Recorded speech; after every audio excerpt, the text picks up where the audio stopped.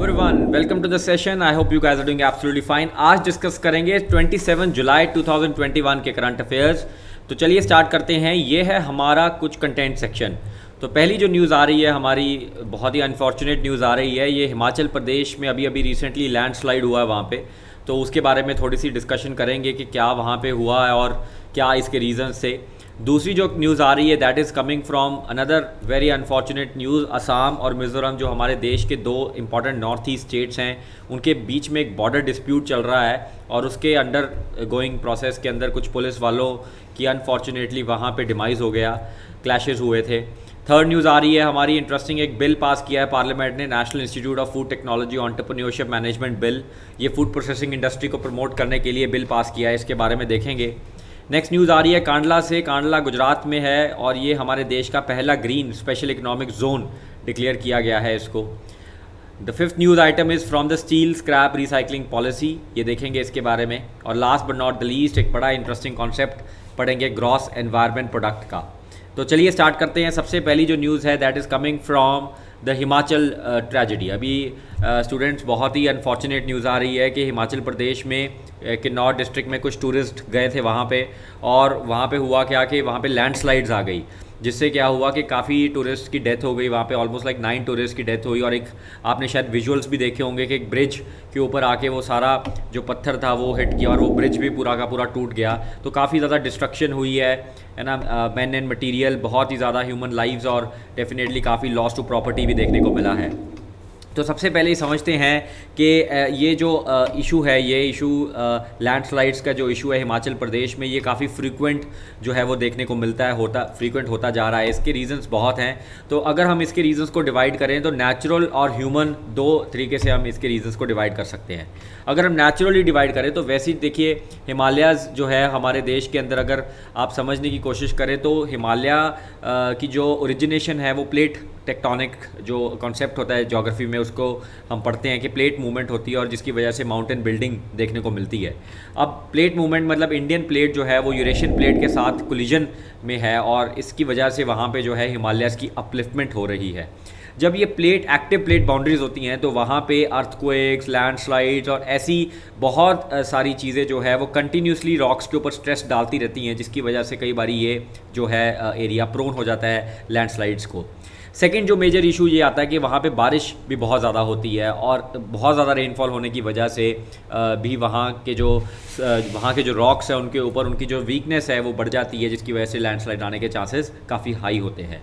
Steep slopes हैं, definitely rugged topography है, कहने का मतलब है कि काफ़ी ज़्यादा एफॉरेस्टेशन नहीं है वहाँ पे, और टोपोग्राफी रगेड होने की वजह से रन ऑफ जो है, जो बारिश का पानी है वो बह जाता है और साथ में ही अपने रॉक को भी वो वीक कर देता है, जिसकी वजह से अगेन लैंडस्लाइड्स के चांसेस बढ़ जाते हैं।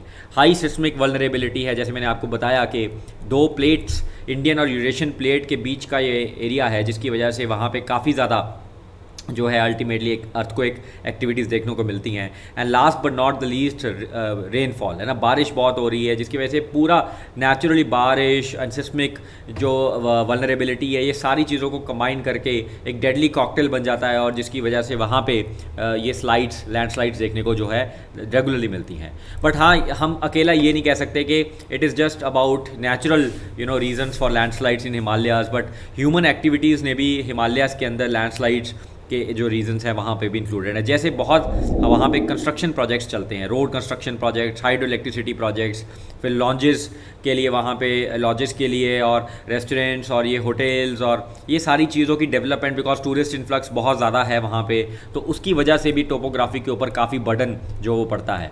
और डेफिनेटली क्योंकि वहाँ पे कंस्ट्रक्शन एक्टिविटीज़ बढ़ती हैं तो फॉरेस्ट की डिस्ट्रक्शन होती है, और फॉरेस्ट की डिस्ट्रक्शन होती है तो डेफिनेटली रन ऑफ जो है वो बढ़ जाता है, जिसकी वजह से अगेन जो एरिया है काफ़ी ज़्यादा रिस्की हो जाता है फॉर लैंडस्लाइड्स। रिवर्स की डैमिंग हो चुकी है because of the hydro electricity projects, जिसकी वजह से अगेन ये भी बहुत बड़ा एक प्रॉब्लम देखने को मिला है। और ये सारी चीज़ों के साथ ऐड हो जाती है जो climate change induced extreme events हैं, जैसे cloud burst, flash floods and definitely seismic activities की वजह से अर्थक्वेक। तो ये सारी चीज़ों को कंबाइन करके काफ़ी ज़्यादा डेडली कॉम्बिनेशन हो जाता है। अभी काफ़ी एनवायरमेंटलिस्ट जब हिमालयस को स्टडी करते हैं तो ये उन्होंने रिजल्ट निकाला है कि जो वहाँ पे कंस्ट्रक्शन एक्टिविटीज़, वहाँ पे डेवलपमेंटल एक्टिविटीज़ हो रही हैं, उसकी वजह से जो एनवायरनमेंट के ऊपर इफेक्ट आ रहा है वो इरिवर्सिबल हो रहा है। इरिवर्सिबल मतलब हम वापस वो इकोलॉजिकल सिस्टम में नहीं जा पाएंगे, तो ये इरिवर्सिबल डिक्लाइन हो रहा है। और आपको जैसे पता है कि काफ़ी वहाँ पे फ्लोरा फौना स्पीशीज़ एक्सटिंक्ट होती जा रही है, और काफ़ी ज़्यादा वहाँ पे जो हमारे जो रिवर्स हैं उसके बीच में उनके भी जो रिवर्स की भी जो पूरी की पूरी उनका सिस्टम है वो भी बिगड़ रहा है। तो ये पूरा वहाँ पे हिमालयाज़ में काफ़ी ज़्यादा ये प्रॉब्लम हो रही है। और एडमिनिस्ट्रेशन की तरफ से भी काफ़ी ज़्यादा निगलेक्ट है, बिकॉज कोविड प्रोटोकॉल्स जो थे उसके बीच में जब रिलैक्सेशन कर दी थी तो काफ़ी ज़्यादा टूरिज़्म बढ़ गया था वहाँ पे, जिसको रिवेंज टूरिज़्म भी बोलते हैं। और वो रिवेंज टूरिज़्म बढ़ने की वजह से भी वहाँ पे काफ़ी ज़्यादा प्रेशर पड़ रहा है उनकी नेचुरल रिसोर्सेज के ऊपर। स्टिल है ना, एडमिनिस्ट्रेशन ज़्यादा इसके ऊपर ज़्यादा काम नहीं कर रही, और ये बहुत बड़ी प्रॉब्लम है। वे अहेड यही है कि ये मिसहैपनिंग जो है ये एक आप बोल सकते हो कि एक अलार्म है कि भाई आप जो है ecology of Himalaya, fragility of ecology of Himalayan states को अंडरस्टैंड करो और उसके अकॉर्डिंगली अपनी डेवलपमेंट एक्टिविटीज़ को प्लान करो। अगर आप उसकी फ्रेजाइल टोपोग्राफी को डिसरिगार्ड करोगे और क्लाइमेट सेंसिटिव प्लानिंग नहीं करोगे तो होगा क्या कि ऐसी मिसहैपनिंग्स की इंटेंसिटी और फ्रिक्वेंसी बढ़ती जाएगी। तो ये बहुत इंपॉर्टेंट है। तो एक इस टाइप का एक इंडिकेशन है फ्रॉम द नेचर कि आप हमारी नेचर की जो है वो रिस्पेक्ट करो। Early warning conditions, better weather conditions होनी चाहिए हिमालयस के अंदर, ताकि जल्दी से जल्दी ये पता चल सके कि कहाँ पे जो लैंडस्लाइड्स आने के चांसेस काफ़ी हाई हैं, तो उन एरियाज़ को डेजिग्नेट कर दिया जाए कि ये लैंडस्लाइड प्रोन एरिया है, तो यहाँ पे आप प्लीज़ मत आइए। तो इस टाइप से कुछ एक्टिविटीज़ अर्बन अथॉरिटीज़ की तरफ से लेनी चाहिए।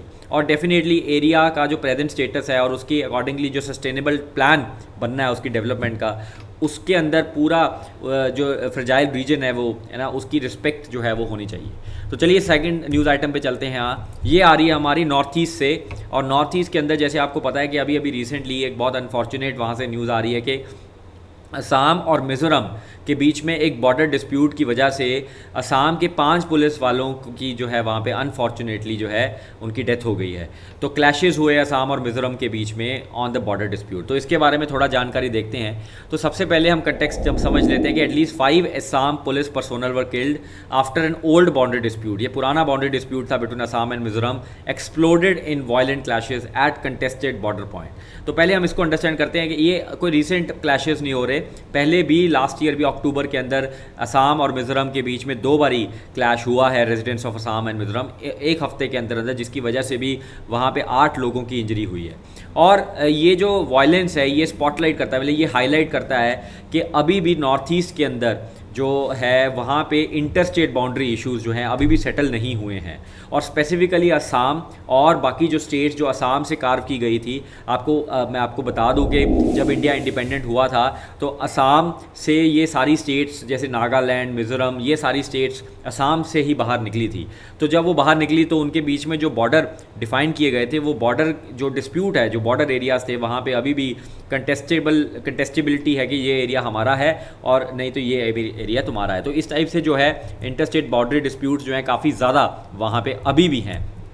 तो अगर हम देखते हैं तो सबसे पहले हम समझते हैं असम और मिज़ोरम के बीच में जो बॉर्डर है ये 165 किलोमीटर्स का बॉर्डर है। और ये बॉर्डर्स के काफ़ी ऐसे पॉइंट्स हैं जहाँ पे दोनों काउंटर क्लेम्स और क्लेम्स करते हैं कि ये हमारा एरिया है, ये तुम्हारा एरिया। तो समथिंग लाइक दैट दोनों ही जो स्टेट्स हैं वो उन एरियाज़ को अपना क्लेम करते हैं। और जो हमारा मिज़ोरम था उसको लुशाई हिल्स बोलते थे पहले, और ये अपने अपने अग्रीमेंट्स को उठाते हैं जो हिस्ट्री में लिखे गए थे, और उन अग्रीमेंट्स के बेसिस के ऊपर ये क्लेम करते हैं वो टेरिटरीज़ को। जैसे अगर हम बात करें तो 2 ऐसे मेजर अग्रीमेंट्स हैं जिसमें डिस्प्यूट है। सबसे पहला अग्रीमेंट, ये दोनों प्री इंडिपेंडेंस ब्रिटिश एरा के अग्रीमेंट्स हैं। सबसे पहला अग्रीमेंट जो है वो है हमारा एक 1875 की नोटिफिकेशन थी जिसने लुशाई हिल्स को प्लेन ऑफ कचार से अलग करने की बात की थी। इसके अंदर जो है मिज़ोरम का काफ़ी ज़्यादा एरिया हो जाता है। और दूसरा जो नोटिफिकेशन है वो 1933 का नोटिफिकेशन है, जिसके अंदर अगेन मणिपुर और लुशाई हिल्स के बीच में जो डिमार्केशन थी बाउंड्री की वो डिफाइन की गई थी। अब आप समझने की कोशिश करो, जो मिज़ोरम है ये 1875 की नोटिफिकेशन को एक्सेप्ट करता है, जिसकी वजह से इनका जो एरिया है वो इंक्रीज़ हो जाता है। लेकिन ये 1933 की डिमार्केशन को एक्सेप्ट नहीं करता, बिकॉज ये बोलता है कि ये डिमार्केशन जो है वो है ना हैवी हैंडेडली की गई थी और मिज़ो सोसाइटी को पूछा नहीं गया था। On the other hand Assam जो है वो 1933 की डिमार्केशन को एक्सेप्ट करता है, जिसकी वजह से वो जो एरियाज़ हैं वो असम के अंदर जो है वो माने जाते हैं। एंड इसी वजह से इनके बीच में हमेशा कॉन्फ्लिक्ट रहता है, और कॉन्फ्लिक्ट की वजह से इन्होंने डिसाइड किया कि वो जो एरियाज़ जहाँ पे अभी तक कॉन्फ्लिक्टेड एरियाज़ हैं तो उसको नो मैंस लैंड जो है वो डिक्लेयर कर दिया गया। लेकिन अनफॉर्चुनेट है कि कई बारी कुछ एंटी सोशल एलिमेंट्स, कुछ एंटी नेशनल एलिमेंट्स उन नो मैन लैंड एरियाज़ के अंदर भी डेवलपमेंट करना शुरू कर देते हैं, और जैसे ही वो डेवलपमेंट करना शुरू करते हैं तो जो दूसरे स्टेट की पुलिस होती है वो फिर अटैक कर देती है, फिर ये क्लैश बढ़ जाता है और अनफॉर्चुनेटली वायलेंस, और है ना इनफैक्ट इस बारी तो देखा गया कि 5 पुलिस पर्सनल्स की अनफॉर्चुनेटली डेथ भी हुई वहाँ पे। रीसेंट क्लैशेस में जैसे मैंने आपको बताया कि फेब 2018 में भी क्लैश हुआ था, और लास्ट ईयर हफ्ते के अंदर 2 बारी क्लैश हुआ था 2020 के अंदर, जहाँ पे असम के जो कुछ लोग थे उन्होंने हट्स बनाए उन एरियाज़ के अंदर जहाँ पे मिज़ोरम जो है वो क्लेम करता है, और फेब 2018 में काउंटर हुआ था, मतलब मिज़ोरम ने कुछ वहाँ पे एक्टिविटीज़ कर दी थी जिसकी वजह से असम पुलिस ने जो है वहाँ पे क्वेश्चन किया। तो इस टाइप से काफ़ी ज़्यादा होते रहते हैं। अभी ऐसा नहीं है कि असम का जो डिस्प्यूट है सिर्फ मिज़ोरम के साथ है, इनफैक्ट असम का जो डिस्प्यूट है वो और भी सारी टेरिटरीज़ के साथ है except for Manipur and Tripura, क्योंकि मणिपुर और त्रिपुरा हमेशा से ये सेपरेट एंटिटीज़ रही हैं, लेकिन Assam has been in dispute with Arunachal Pradesh, Nagaland, Mizoram, तो अल्टीमेटली इनका जो डिस्प्यूट है इनके साथ भी रहा है। इसके कुछ रीज़न्स हैं, जैसे मेन रीज़न जैसे हमारे देश में इंडिपेंडेंस के बाद आपको पता है कि एक स्टेट रिऑर्गेनाइजेशन कमीशन आया था, और उसके बेसिस के ऊपर स्टेट रिऑर्गेनाइजेशन कमीशन के बेसिस के ऊपर असम में से ये सारे एरियाज़ को अलग किया गया था, और अलग करने के बाद फाइनली इनको यूटी बनाया गया, और यूटी से फिर फाइनली इनको स्टेट के अंदर कन्वर्ट किया गया।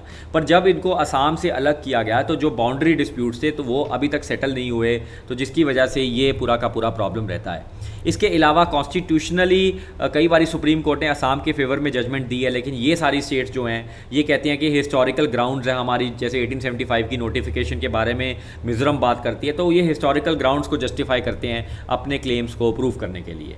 नागालैंड का फॉर एग्जांपल इशू देखें तो वो 1826 के अंदर जब ब्रिटिश ने असम को एनेक्स किया था तब वो जो मैप बने थे तो उसको डिफाइन करते हैं, और उसके बेसिस पे बोलते हैं कि असम का ये पर्टिकुलर एरिया नागालैंड में जाना चाहिए। सिमिलरली अगर हम बात करें मेघालय की, तो मेघालय 1835 में जब आपको पता है खासी एंड जानत्या हिल्स क्रिएट किए गए थे, तो तब इन्होंने कार्बी आंगलोंग जो पूरा का पूरा असम में लाई करता है, कार्बी आंगलोंग के 2 ऐसे ब्लॉक थे जो मेघालय क्लेम करता है। तो इस हिसाब से है ना मेघालय और नागालैंड और मिज़ोरम दोनों ही असम को जो है वो दोषी कहते हैं कि भाई इन्होंने हमारे एरियाज़ को कैप्चर करके रखा हुआ है। On the other hand Assam बोलता है कि पिछले काफ़ी समय से हमने देखने को मिल रहा है कि नेबर्स जो हैं असम के, उन्होंने more than 75,000 hectares of land को जो है इंक्रोच कर लिया है, और इस वजह से वो और भी ज़्यादा प्रोएक्टिव हो गए हैं कि भाई ये बॉर्डर एरियाज़ में ये नेबरिंग जो स्टेट्स हैं बिल्कुल भी ना एंटर करें। तो ये बड़ा एक दिक्कत जो है देखने को मिलती है। अब प्रॉब्लम आती है जब ऐसे बाउंड्री डिस्प्यूट्स जब सोल्यूशन नहीं होता तो जो बॉर्डर एरियाज़ में लोग रहते हैं उनको सबसे बड़ी दिक्कत आती है। तो है ना बर्डन तो कॉमन मैन ही फाइनली बेचारा पिसता है इस पूरे सिस्टम के अंदर। जॉइंट पेट्रोलिंग करना बहुत ज़रूरी है पुलिस पर्सोनल्स की। तो अगर हमें इन चीज़ों को है ना देखना है तो असम गवर्नमेंट और मिज़ोरम गवर्नमेंट और बाकी सारी जो गवर्नमेंट्स हैं उन सबको एक जॉइंट पेट्रोलिंग करने की ज़रूरत है, ताकि ऐसे नो मैन लैंड्स के अंदर ऐसी जो एक्टिविटीज़ है, डेवलपमेंटल एक्टिविटीज़ है, वो ना कैरी की जाएँ। पीस एंड ऑर्डर को मेंटेन करना बड़ा ज़रूरी है। सेंट्रल गवर्नमेंट की सपोर्ट की बहुत ज़्यादा सख्त ज़रूरत है इस चीज़ के अंदर। एंड फाइनली अग्रीमेंट्स को रिन्यू करना चाहिए ताकि ये बॉर्डर डिस्प्यूट्स जल्दी से जल्दी जो है वो सॉल्व होएं, और इनको डीपोलिटिसाइज करना बड़ा ज़रूरी है, क्योंकि जब हम किसी चीज़ को पॉलिटिकल कर देते हैं तो फिर उसके अंदर इमोशंस एंड ये सारी चीज़ें इन्वॉल्व हो जाती है और प्रैक्टिकलिटी जो है काफ़ी हद तक जो है ख़त्म हो जाती है। तो चलिए students, let's go to the next news item. ये आ रही है हमारी पार्लियामेंट की तरफ से। पार्लियामेंट में अभी रिसेंटली एक बिल जो है वो पास किया गया है, national institute of food technology entrepreneurship and management bill 2021। अभी राष्ट्रपति ने इसको असेंड नहीं दिया, लेकिन इस बिल का एडवांटेज ये है कि इस बिल ने 2 हमारे देश में ऐसे इंस्टीट्यूट्स हैं फूड टेक्नोलॉजी और फूड प्रोसेसिंग के रिगार्डिंग, उनको इंस्टीट्यूशंस ऑफ नेशनल इंपॉर्टेंस जो है वो डिक्लेयर किया गया है। तो इंस्टीट्यूशंस ऑफ नेशनल इंपॉर्टेंस का एडवांटेज में आपको थोड़ा पहले आप देख लीजिए। तो अंडर दीज 2 एजुकेशन इंस्टीट्यूट्स कौन से हैं ये भी आप देख लीजिए। सबसे पहला है कुंडली हरियाणा के अंदर food technology entrepreneurship and management institute, और दूसरा है IIFF Indian institute of food processing technology Thanjavur के अंदर। ये 2 इंस्टीट्यूट्स हैं जिनको अभी recently institutions of national importance declare किया गया है। तो पहले हम समझते हैं कि इसके एडवांटेजेस क्या हैं। देखिए, हमारे देश में almost 130 institutions of national importance है, और इंस्टीट्यूशंस ऑफ नेशनल इंपॉर्टेंस जो होते हैं ये सेंट्रल गवर्नमेंट है ना, पार्लियामेंट एक एक्ट पास करता है जिसके अंदर किसी भी इंस्टीट्यूट को नेशनल इंपॉर्टेंस इंस्टीट्यूट रिकॉग्नाइज़ किया जाता है। अभी इसी के अंदर इन्होंने 2 इंस्टीट्यूट्स को रिकॉग्नाइज़ किया है। अब जैसे मैं आपको एग्जांपल दूँ, IITs हैं हमारे देश में, IIMs हैं, ये सारे इंस्टीट्यूट्स ऑफ नेशनल इंपॉर्टेंस होते हैं। ये क्यों होते हैं? Because according to ministry of education, जो पहले HRD मिनिस्ट्री होती थी, अब उसका नाम एजुकेशन मिनिस्ट्री कर दिया गया है, तो उनके अकॉर्डिंगली ऐसे इंस्टीट्यूशंस जो पिवटल प्लेयर का रोल प्ले करें in developing high skilled personnel, मतलब काफ़ी स्किलिंग पर्सोनल डेवलप करें within a specified region of the country, ऐसे इंस्टीट्यूट्स को इन्होंने बोला है कि ये जो इंस्टीट्यूट्स होंगे इनको नेशनल इंस्टीट्यूशंस का इंपॉर्टेंस दिया जाएगा। और द मोमेंट किसी भी इंस्टीट्यूशन को नेशनल इंपॉर्टेंस मिलता है तो उसको फंडिंग और रिकॉग्निशन आनी शुरू हो जाती है गवर्नमेंट ऑफ इंडिया की तरफ से। हमारे देश में 7 शेड्यूल, जो यूनियन लिस्ट, कॉन्करेंट लिस्ट और स्टेट लिस्ट आपने जैसे देखा होगा, तो वहाँ पे हमारे 7 शेड्यूल के अंदर इनके बारे में कॉन्स्टिट्यूशन के अंदर भी लिखा हुआ है, और एजुकेशन मिनिस्ट्री डेफिनेटली इस पूरे प्रोसेस को देखती है। तो चलिए students, let's go to the fourth news item. Fourth news item पे चलते हैं। ये आ रही है हमारी कांडला से। तो कांडला जैसे आपको पता है कि पोर्ट है, बहुत इंपॉर्टेंट, इंडिया का मेजर पोर्ट है, और वहाँ पे स्पेशल इकोनॉमिक जोन भी बनाया गया है। स्पेशल इकोनॉमिक जोन अगर मैं आपको बताऊँ तो ये एक ऐसा रीजन होता है जहाँ पे इंडस्ट्रियल एक्टिविटीज़ को काफ़ी ज़्यादा प्रमोट किया जाता है। तो उनको कुछ ना कुछ टैक्स एग्जम्पशंस, कुछ ना कुछ ईज़ ऑफ डूइंग बिजनेस के प्रिंसिपल्स बेटर हो जाते हैं, ताकि जो इंडस्ट्रीज़ हैं वो एग्लोमरेट करें, और एग्लोमरेशन इकोनॉमी के हम बेनिफिट्स जो हैं वो लेना चाहते हैं। तो गुजरात के अंदर ये पूरा कांडला रीजन है, कांडला जो पोर्ट है वहाँ पे उसके आसपास ही ये SEZ डिक्लेयर किया गया है। अभी रिसेंटली ये हमारे देश का पहला ग्रीन स्पेशल इकोनॉमिक जोन इसको डिक्लेयर किया गया है। So very interesting, it is India's first green special economic zone. और इसको जो डिक्लेयर करने वाला, जो इनकी अचीवमेंट को जो स्टैम्प देने वाले जो हैं वो है CII, जैसे आपको पता है कॉन्फेडरेशन ऑफ इंडियन इंडस्ट्री, उनकी तरफ से क्रिएटेड की गई IGBC, Indian green building council. तो इन्होंने कांडला को जो है अभी पहला ग्रीन स्पेशल इकोनॉमिक जोन दिया है। तो इंडियन ग्रीन बिल्डिंग काउंसिल के बारे में थोड़ा सा लिखा हुआ है, थोड़ा पढ़ लेते हैं। ये 2001 में क्रिएट किया गया था, और इसका मेन रीज़न जो है वो building rating programmes, certification services and green building training programmes के बारे में है। इनफैक्ट ये ग्रीन बिल्डिंग कांग्रेस को भी ऑर्गेनाइज करते हैं, और कंस्ट्रक्शन इंडस्ट्री में से बहुत सारे लोगों को उस पर्टिकुलर कांग्रेस में पार्टिसिपेट करने के लिए बुलाया जाता है, और फिर वो जो इंडस्ट्री के जो पार्टिसिपेंट्स होते हैं उनको बोला जाता है कि भाई आप शेयर करो अपने अपने जो बेस्ट प्रैक्टिसेस है जो आप अपनी इंडस्ट्री में यूज़ कर रहे हैं। इसके अलावा ये हमारे देश की सेवरल स्टेट गवर्नमेंट्स के साथ, सेंट्रल गवर्नमेंट्स के साथ, इवन लोकल गवर्नमेंट्स के साथ और वर्ल्ड लेवल पे भी ये जो है वो क्लोजली वर्क करते हैं, जिससे ये पूरा का पूरा प्रोसेस देखने को मिलता है। तो चलिए students, let's go to the next news item. ये आ रही है हमारी 5th न्यूज़ आइटम। ये बहुत इंटरेस्टिंग है, स्टील स्क्रैप रिसाइकलिंग पॉलिसी। अब स्टील स्क्रैप रिसाइकलिंग पॉलिसी का बेसिक मतलब ये है कि गवर्नमेंट ऑफ इंडिया एक पॉलिसी लेके आई है कि जो स्क्रैप स्टील है उसको कैसे हम दोबारा से अपने इकोनॉमी के साथ इंटीग्रेट करें। इसके काफ़ी एडवांटेजेस और काफ़ी इसके रैशनल्स हैं, रीजंस हैं कि क्यों ये पूरा का पूरा कंडक्ट किया जा रहा है। तो पहले हम देखते हैं इसके रीजंस क्या हैं। देखिए, सर्कुलर इकोनॉमी के बारे में आपने ज़रूर सुना होगा कि हमें आने वाले टाइम में अगर सस्टेनेबल डेवलपमेंट और ग्रीन जो है ग्रोथ की अगर प्रोजेक्शंस करनी है तो हमें सर्कुलर इकोनॉमी की ज़रूरत बहुत ज़्यादा है।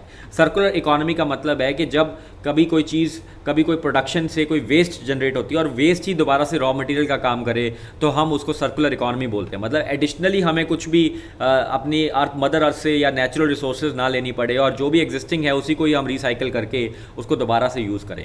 आप स्कूल में ज़रूर पढ़ते होंगे रिसाइकल, रिफ्यूज़ एंड रीयूज़। वो वाला कॉन्सेप्ट अगर हम इंटीग्रेट करते हैं इन प्रोडक्शन सिस्टम्स तो उसको हम सर्कुलर इकोनॉमी बोलते हैं। इसके अंदर सबसे इंपॉर्टेंट आ जाता है एक्सटेंडेड प्रोड्यूसर रिस्पॉन्सिबिलिटी, जिसके अंदर प्रोड्यूसर जो प्रोडक्शन करता है उसकी जो रिस्पॉन्सिबिलिटी होती है कि अगर कोई चीज़ उसके प्रोडक्शन यूनिट से बाहर गई है और यूज़ हुई है मार्केट के अंदर, और उसके बाद उसको वापस उसको अपने प्रोडक्शन यूनिट में लेके आना है एज अ रॉ मटेरियल, तो ऐसे करके इसको EPR जो है वो बोला जाता है। एनवायरनमेंट के ऊपर फोकस करना है। ग्रीन हाउस गैसेज, अब आपको पता है कि स्टील की प्रोडक्शन में काफ़ी ज़्यादा ग्रीन हाउस गैसेज जो हैं वो एमिट की जाती हैं, और हमारे क्लाइमेट चेंज को फाइट करने के लिए बहुत इंपॉर्टेंट है कि हम स्टील इंडस्ट्री के अंदर भी चेंजेस करें। और one of the very important changes कि जो हमारा स्क्रैप स्टील है, जो यूज़ किया हुआ स्टील है, उसी को हम दोबारा से अगर यूज़ कर सकें तो that would be like very amazing. और डेफिनेटली इससे हमारी जो स्टील की कैपेसिटी है 300 मिलियन टन्स पर एनम हमें लेके जाना है 2030 तक। ये नेशनल स्टील पॉलिसी आई थी 2017 के अंदर, तो उसमें जो है अनाउंस किया गया था। तो अभी उस पर्टिकुलर अगर लेवल तक पहुंचना है हमें, तो स्क्रैप स्टील जो है it can be very very handy.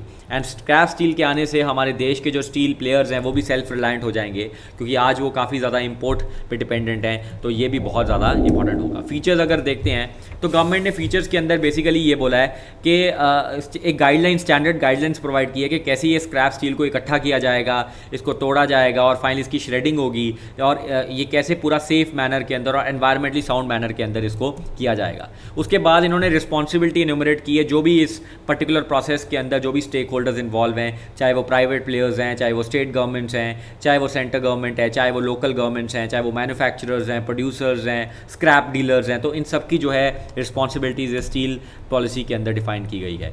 ऐसा नहीं है कि गवर्नमेंट खुद के कोई स्क्रैप सेंटर्स बना रही है। Government is only trying to promote के स्क्रैप सेंटर्स एंटरप्रेन्योर्स जो है बनाएं और कमर्शियल कंसिडरेशंस को बेसिस के ऊपर ही वो डेवलप करें।